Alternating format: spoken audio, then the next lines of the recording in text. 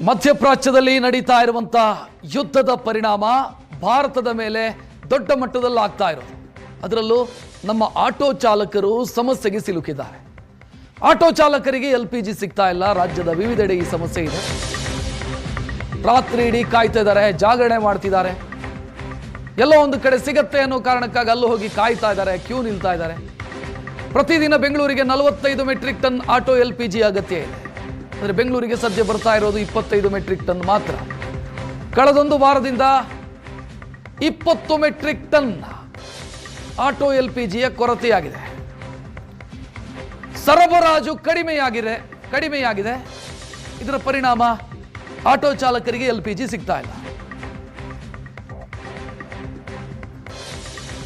ಸರ್ಕಾರದ ಆದ್ಯತೆ domestic cylinder. Domestic LPG ಅಂದ್ರೆ ಗೃಹ ಬಳಕೆ LPG ಮೇಲೆ ಸರ್ಕಾರ ಸಂಪೂರ್ಣವಾಗಿ ಕಾನ್ಸಂಟ್ರೇಟ್ ಮಾಡಿದೆ. ಆ ಸಮಸ್ಯೆಯನ್ನು ಬಗೆಹರಿಸಿದೆ. ಆದ್ರೆ ಇಲ್ಲಿ ಸಮಸ್ಯೆ ಸೃಷ್ಟಿಯಾಗಿದೆ. ಅಲ್ಲಿಗೆ LPG ವಿತರಣೆಗೆ ಆದ್ಯತೆಯನ್ನು ಕೊಟ್ಟಿರೋದ್ರಿಂದ ಇಲ್ಲಿ ಕಡಿತ ಮಾಡಲಾಗಿದೆ. ಆಟೋ ಚಾಲಕರು ಒದ್ದಾಡ್ತಾ ಇದ್ದಾರೆ.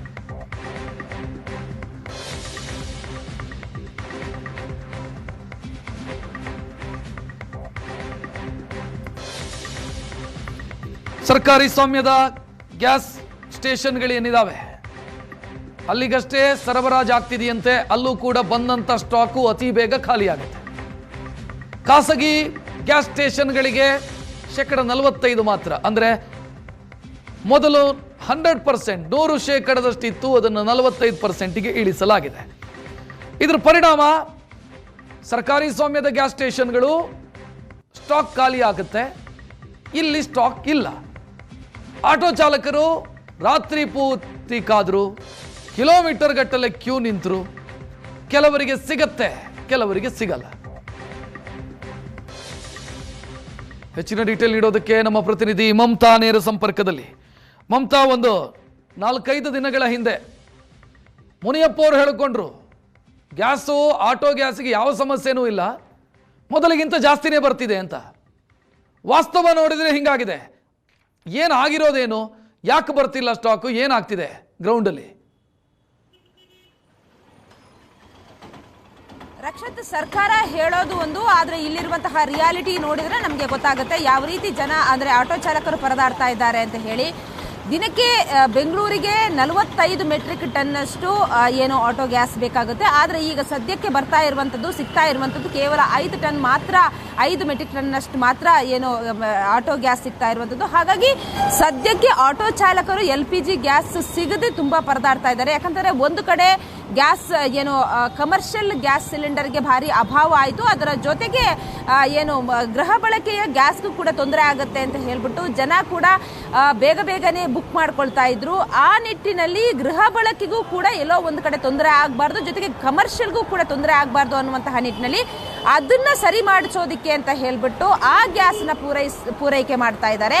ಹಾಗಾಗಿ ಈಗ ಏನು ದಿನನಿತ್ಯವೂ ಕೂಡ ದುಡಿಮೆಯನ್ನು ನಂಬಿಕೊಂಡು ಜೀವನ ಮಾಡ್ತಾ ಇದ್ದಂತಹ ಆಟೋ ಚಾಲಕರಿಗೆ ತುಂಬಾ ತೊಂದರೆ ಆಗಿದೆ. ಅವ್ರಿಗೆ ಗ್ಯಾಸ್ ಸಿಗ್ತಾ ಇಲ್ಲ. ಒಂದು ಕಡೆ ಗೃಹ ಬಳಕೆ, ಇನ್ನೊಂದು ಕಡೆ ಕಮರ್ಷಿಯಲ್ ಬಳಕೆ ಏನು ಗ್ಯಾಸ್ ಅನ್ನ ಪೂರೈಸುವಂತಹ ಏನು ಆ ಕಡೆಗೆ ಜಾಸ್ತಿ ಕಾನ್ಸಂಟ್ರೇಷನ್ ಮಾಡ್ತಾ ಇದ್ದಾರೆ. ಹಾಗಾಗಿ ಇತ್ತ ಏನು ಆಟೋ ಚಾಲಕರಿಗೆ ತುಂಬಾ ತೊಂದರೆ ಆಗಿರುವಂಥದ್ದು. ಕಳೆದ ಹಲವಾರು ದಿನಗಳಿಂದಲೂ ಕೂಡ ನಾವು ನೋಡ್ತಾ ಇದ್ರೆ ಪ್ರತಿನಿತ್ಯವೂ ಕೂಡ ಬೆಳಗ್ಗೆ 3 ಗಂಟೆಯಿಂದಲೂ ಕೂಡ ಬಂದು ಕ್ಯೂನಲ್ಲಿ ನಿಲ್ತಾರೆ ಆಟೋ ಚಾಲಕರು. ಆದರೆ ಅವರು ಒಂದು ನಿರೀಕ್ಷೆಯಲ್ಲಿರ್ತಾರೆ, ನಮಗೊಂದು 300 ರೂಪಾಯಿಗಾದರೂ ಗ್ಯಾಸ್ ಸಿಗುತ್ತೆ ಅನ್ನುವಂತಹ ಒಂದು ನಿರೀಕ್ಷೆ ಇರುತ್ತೆ. ಆದರೆ ಅವ್ರಿಗೆ ಯಾವುದೇ ಕಾರಣಕ್ಕೂ ಕೂಡ ಗ್ಯಾಸ್ ಸಿಗದೇ ಇರುವಂಥದ್ದು ಕೂಡ ಉದಾಹರಣೆ. ಯಾಕಂತಂದ್ರೆ ಅವರು ವಾಪಸ್ ಹೋಗಿರುವಂಥದ್ದನ್ನು ಕೂಡ ನಾವು ನೋಡಿದ್ದೀವಿ. ಆದರೆ ಕಿಲೋಮೀಟರ್ ಗಟ್ಟಲೆ ಇವತ್ತು ಕೂಡ ಏನು ಗ್ಯಾಸ್ಗಳ ಆಟೋಗಳನ್ನು ನಿಲ್ಲಿಸಿರುವಂಥದ್ದನ್ನು ನಾವು ನೋಡ್ತಾ ಇದ್ದೀವಿ. ಇದು ಏನು ಮೈಸೂರು ರಸ್ತೆಯಲ್ಲಿರುವಂತಹ ಭಾರತ್ ಪೆಟ್ರೋಲಿಯಂ ಬಂಕ್ ಮುಂದೆ ನಿಲ್ಲಿಸಿರುವಂತಹ ಆಟೋಗಳು. ಇದು ಕಳೆದ 2-3 ದಿನಗಳಿಂದಲೂ ಕೂಡ ಇದೇ ರೀತಿ ಆಟೋಗಳನ್ನು ನಿಲ್ಲಿಸ್ತಾ ಇದ್ದಾರೆ. ಆದರೆ ಆಟೋ ಚಾಲಕರು ನಮಗೆ ಫುಲ್ ಟ್ಯಾಂಕ್ ಸಿಕ್ಕಿಲ್ಲ ಅಂತಂದ್ರೂ ಪರವಾಗಿಲ್ಲ, ಸ್ವಲ್ಪನಾದರೂ ಗ್ಯಾಸ್ ಸಿಗುತ್ತೇನೋ ಅನ್ನುವಂತಹ ನಿರೀಕ್ಷೆಯನ್ನು ಇಟ್ಕೊಂಡು ನಾವು ನೋಡ್ತಾ ಇದ್ದೀವಿ, ಅವರಿಗೆ ಗ್ಯಾಸ್ ಕೂಡ ಇಲ್ಲ ಇವಾಗ. ಹಾಗಾಗಿ ತಳ್ಳಿಕೊಂಡು ಬರ್ತಾ ಇದ್ದಾರೆ. ಬೆಳಗ್ಗೆಯಿಂದಲೂ ಕೂಡ ಹಲವಾರು ಆಟೋಗಳನ್ನು ತಳ್ಳಿಕೊಂಡೇ ಬರ್ತಾ ಇರುವಂತಹ ದೃಶ್ಯವನ್ನು ಕೂಡ ನಾವು ನೋಡಿದ್ವಿ. ಅವ್ರನ್ನ ಮಾತಾಡಿಸ್ತೀನಿ ಏನು ಹೇಳ್ತಾರೆ ಅಂತೇಳಿ. ಸರ್, ಎಷ್ಟು ದಿನ ಆಯಿತು ನೀವು ಇದೇ ರೀತಿ ಸರ್ ಎಷ್ಟು ದಿನದಿಂದ ಗ್ಯಾಸ್ಗೋಸ್ಕರ ಒಂದು ವಾರದಿಂದ ಮೇಡಮ್, ಒಂದು ವಾರದಿಂದ. ಓಕೆ, ಸಿಗುತ್ತೆ ಅನ್ನುವಂತಹ ನಂಬಿಕೆ ಇದೆಯಾ ಇಲ್ಲಿ? ಗೊತ್ತಿಲ್ಲ ಮೇಡಮ್. ಎಷ್ಟು ಗಂಟೆಯಿಂದ ನಿಲ್ತಾ ಇದೆ? 6 ಗಂಟೆಯಿಂದ. 6 ಗಂಟೆಯಿಂದ. ಎಷ್ಟು ಕಿಲೋಮೀಟರ್ ಇದೆ ಇದೇ ರೀತಿ ಕ್ಯೂ? ಆ ಕಡೆ ಇನ್ನ 100-105 ಗಾಡಿ ಐತೆ. ಅಂದ್ರೆ ನೀವು ಇಲ್ಲೇ ಯಾವಾಗ್ಲೂ ಹಾಕಿಸ್ತೀರಾ ಅಥವಾ ಎಲ್ಲೂ ಸಿಕ್ಕಿಲ್ಲ ಅಂತ ಇಲ್ಲಿಗೆ ಬಂದ್ರ? ಎಲ್ಲೂ ಸಿಕ್ಕಿಲ್ಲ ಅಂತ ಇಲ್ಲಿ ಬಂದಿರೋದು. ಎಲ್ಲೆಲ್ಲಿ ಓಡಾಡಿದ್ರಿ? ಚಾಮರಾಜಪೇಟು, ಸ್ಯಾಟ್ಲೈಟು, ಆ ಕಡೆ ಎಲ್ಲ ಟೋ ಮಾಡ್ಕೊಂಡ್ ಬಂದಿರೋದು ಗಾಡಿ. ಓಕೆ, ಏನ್ ಅನಿಸ್ತಾ ಇದೆ? ಸ್ಟಾಕ್ ಇಟ್ಕೊಂಡಿದ್ದಾರೆ ಅಂತ ಅನ್ಸುತ್ತಾ ನಿಮಗೆ? ಅದು ಗೊತ್ತಿಲ್ಲ. ಓಕೆ ಸರ್, ಹೇಳಿ.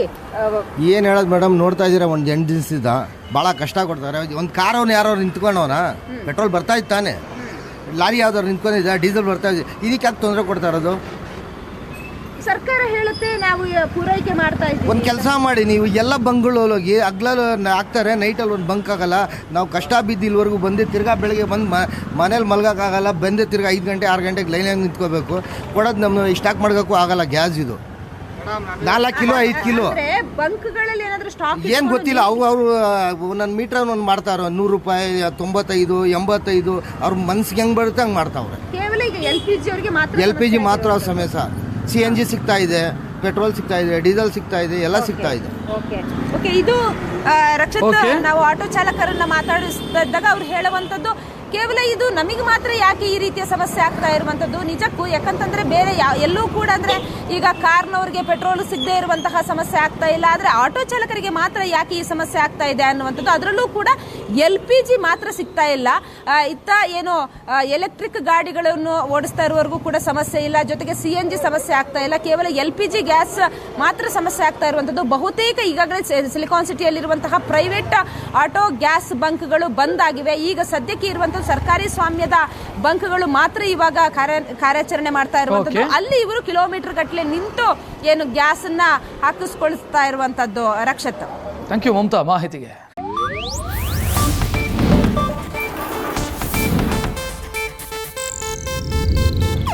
ಇದು ಏಷ್ಯಾನೆಟ್ ನ್ಯೂಸ್ ನೆಟ್ವರ್ಕ್ ಪ್ರಸ್ತುತಿ.